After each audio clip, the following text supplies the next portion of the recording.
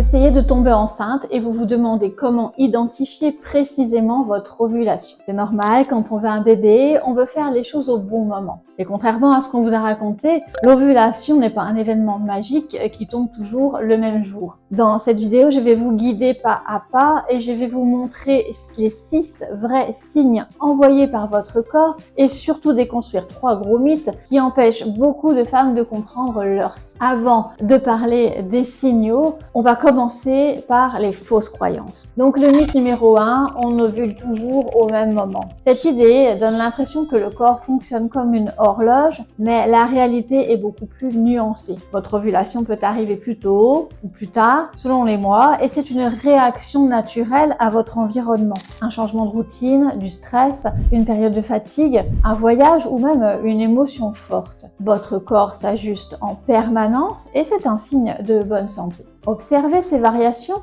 c'est apprendre à comprendre votre cycle au lieu de subir ou d'essayer de forcer dans une structure qui ne vous correspond pas. Le mythe numéro 2, toutes les femmes ovulent le 14e jour. On vous l'a répété tellement souvent que ça apparaît presque une règle universelle. Un cycle ferait 28 jours et l'ovulation tomberait toujours pile au jour 14. En réalité, ce modèle de cycle parfait ne correspond qu'à une minorité de femmes. Dans la vraie vie, les cycles peuvent être courts, 24 ou 26, plus longs, 32 ou 35, ou même varier d'un mois à l'autre. Et quand la durée du cycle change, le jour de l'ovulation aussi. Le seul événement relativement constant, c'est la période entre l'ovulation et les prochaines règles, en général autour de 12 à 14 jours. C'est la première partie du cycle qui mène jusqu'à l'ovulation, qui varie fortement d'une femme à l'autre. Autrement dit, si vous n'ovulez pas au jour 14, vous n'êtes pas en décalage, vous êtes simplement normal.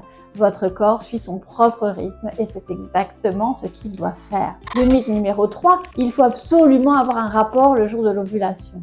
Probablement l'un des plus gros malentendus. Beaucoup de couples pensent qu'ils doivent viser le jour exact de l'ovulation comme si c'était une fenêtre de quelques heures. La réalité est bien plus encourageante. La fertilité est maximale avant l'ovulation, pas uniquement le jour J. Et ce mécanisme, vous le devez à un élément clé de votre cycle, votre glaire cervicale. C'est elle qui crée un environnement favorable et permet aux spermatozoïdes de survivre plusieurs jours en attendant l'ovule. C'est pour cela qu'un rapport avant l'ovulation peut être tout aussi efficace, parfois même bien plus qu'un rapport le jour exact. Et c'est justement ce que l'on va évoquer. La glaire cervicale, c'est le signe le plus fiable. Si vous ne deviez observer qu'un seul signe, ce serait celui-ci. Et attention, ne confondez pas la glaire cervicale fertile et les pertes blanches habituelles. Les pertes blanches, elles protègent le vagin. Elles ne changent pas de manière significative et elles ne sont pas des indicateurs de fertilité. La glaire cervicale fertile, elle, apparaît seulement quelques jours avant l'ovulation et elle évolue de manière très précise. Au début du cycle, on a une sensation de sécheresse. À l'approche de l'ovulation, on a une glaire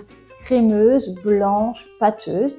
Et juste avant l'ovulation, elle est transparente, très élastique, comme du blanc d'œuf cru. Après l'ovulation, elle diminue, voire elle disparaît. Quand vous voyez qu'elle était très élastique et puis qu'elle se retire d'un coup, vous savez que l'ovulation vient de passer. Pourquoi c'est déterminant? Parce que cette glaire est littéralement un milieu de survie. Elle protège les spermatozoïdes, les nourrit et leur permet de survivre jusqu'à 5 jours. Sans elle, ils ne survivent que quelques heures. Si vous avez des rapports dans ces jours-là, vous étiez pile poil dans votre fenêtre fertile. Le symptôme numéro 2, c'est le col de l'utérus, un indicateur très précis. Le col change de position et de texture tout au long du cycle. Avec un peu de pratique, l'autopalpation peut devenir un outil très fiable. Et juste après les règles, la période non fertile, il est très bas, il est facile à toucher, il est dur comme le bout du nez, il est fermé et sec. Avant l'ovulation, la période fertile, il est haut, plus difficile à atteindre, mou comme les lèvres, et légèrement ouvert, humide grâce à la glaire. Après l'ovulation, il redescend, redevient dur, se referme. Et comment vérifier? Vous pouvez introduire un doigt avec vos mains propres, avec un pied surélevé sur une chaise ou accroupi et vous allez pouvoir observer l'altitude, l'humidité. Les premières fois, vous aurez l'impression que vous ne sentez rien et c'est normal. Et après quelques cycles, les changements deviennent évidents. Si vous souhaitez aller plus loin et comprendre votre fertilité de manière vraiment simple et naturelle, je vous ai préparé une masterclass offerte et le lien est dans la description. Passons maintenant aux signaux plus personnels, symptômes variables. Nos corps réagissent différemment. Certaines femmes ressentent beaucoup de choses et d'autres presque rien. Les deux sont normaux. Le symptôme numéro 3, c'est la libido qui est plus élevée. Ce signe-là, beaucoup de femmes le remarquent sans toujours faire le lien. Quand vous vous approchez de votre fenêtre fertile, vos hormones se synchronisent pour vous pousser naturellement vers la connexion et l'intimité. Ce n'est pas psychologique, c'est un mécanisme biologique qui vous soutient dans votre projet bébé. Et c'est souvent l'un des signes les plus cohérents d'un cycle à l'autre. Si vous ressentez une envie plus présente, plus spontanée, c'est souvent votre corps qui vous dit « c'est maintenant que tu es fertile ». Le symptôme numéro 4, c'est la poitrine qui est plus sensible. Autour de l'ovulation, certaines femmes sentent leur poitrine devenir un peu plus pleine ou légèrement sensible au toucher. C'est un signe hormonal tout à fait normal. La sensation peut être discrète, diffuse et ne dure en général que 2 jours. Là encore, pas besoin de le ressentir chaque cycle pour être en bonne santé. Chaque corps a sa manière de réagir. Le symptôme numéro 5, c'est une gêne dans le bas-ventre. C'est l'un des signes les plus subtils, mais aussi l'un des plus intrigants. Certaines femmes ressentent pendant quelques heures une petite tension ou une sensation de tiraillement d'un seul côté. C'est simplement votre ovaire du mois qui se prépare à libérer l'ovule. Ce n'est pas censé être douloureux, plutôt une impression de ça travaille là-dedans. Et si certains cycles passent sans rien sentir du tout, c'est normal aussi. L'idée de devenir attentive à ces petites signatures de votre corps sans jamais forcer l'interprétation.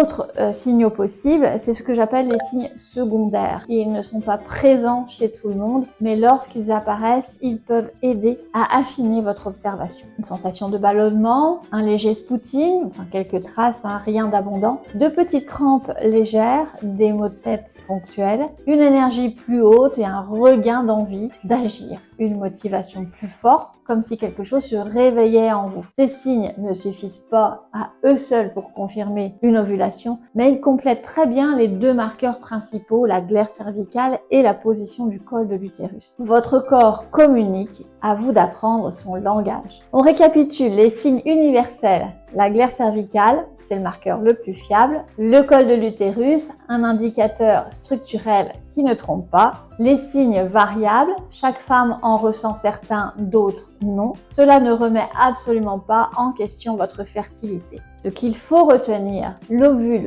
au 14e jour, c'est pas une règle. Ce qui compte, c'est votre propre rythme. Observez-vous pendant 2 à 3 cycles et vous allez commencer à comprendre votre corps d'une manière totalement nouvelle. Une fois l'ovulation repérée, une question revient toujours, comment savoir si l'implantation a eu lieu. J'ai justement préparé une vidéo complète sur les 4 signes subtils de l'implantation. Je vous la mets juste ici. Pensez à vous abonner si vous voulez d'autres contenus qui vous accompagnent dans votre projet bébé. Je vous poste chaque semaine une vidéo pour vous guider avec douceur et précision. Je vous souhaite une progression douce et lumineuse dans votre parcours. On se dit à très bientôt.